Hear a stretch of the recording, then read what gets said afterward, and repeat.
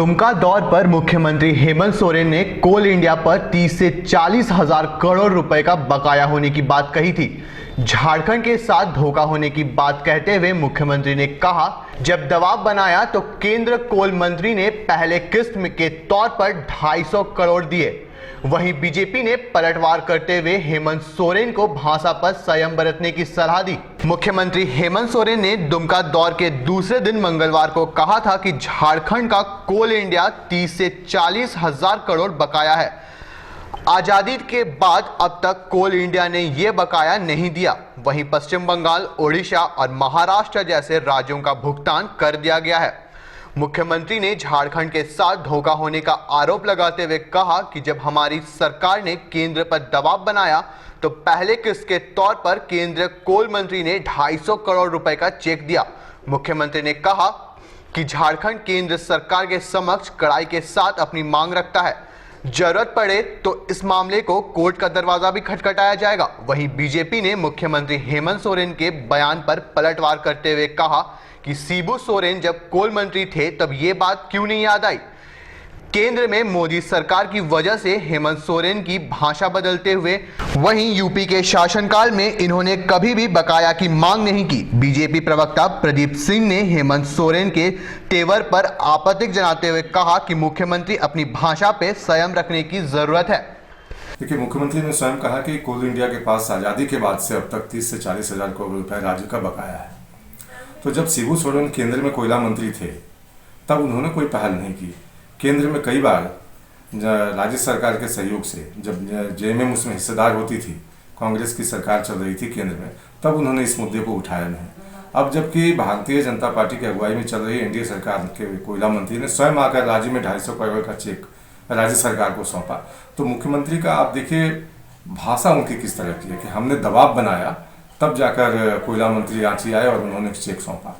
तो आप समझ सकते हैं कि सिर्फ राजनीति करने की कोशिश की जा रही है। जब ये स्वयं उनके पिताश्री कोयला मंत्री थे तब इन्होंने कोई पहल तो की नहीं, और जब केंद्र सरकार इनको सहयोग करने को तैयार है तब ये आंखें दिखाने की कोशिश कर रहे हैं। वहीं कांग्रेस ने मामले में राज्य सरकार के स्टैंड को सही माना है। आलोक दुबे ने कहा कि कोरोना काल में राज्य सरकार ने अपना हक मांगकर कोई गलती नहीं की। शिबू सोरेन को बीच में लाने पर कांग्रेस ने बीजेपी पर पलटवार किया और कहा कि विपक्ष पर विपदा विफल ना कर रही है। देखिए, अभी कोरोना के इस संकट में अगर हमारा जमीन, हमारा कोयला, ठीक है, आप केंद्र की सरकार है, आपका संपत्ति है, लेकिन हमारा भी तो हक है, राज्य की जनता का भी तो हक है। अब पहले तो जीएसटी नहीं था ना, जीएसटी कानून बनते रहते हैं, तो आज जीएसटी बन गया तो ये कमिटमेंट हुआ था लोकसभा के अंदर कि हम संवैधानिक तरीके से भी और नैतिकता के आधार पर भी हम 14% के ये पर जो है आपको मुआवजा राशि देंगे। तो आप बोलिएगा कि आपने 25 साल पहले क्यों नहीं मांगा था मुआवजा राशि? ये लॉजिक नहीं है। लॉजिक ये है कि आप झारखंड को समझे क्या है। झारखंड की ज़मीन आप बिजली कहाँ के लिए दीजिएगा अडानी को? बांग्लादेश के लिए। हमारे कोयले से पूरा देश जलेगा और हमारा पैसा हमको नहीं दीजिएगा। हम मांग रहे हैं तो कोई गुनाह कर रहे हैं। कल मान लीजिए हम नहीं मांगे, शिबू सोरेन जी कोयला मंत्री थे, तो जीवन भर हम आपको देते ही रहे, हम मांगे नहीं अपना हिस्सा।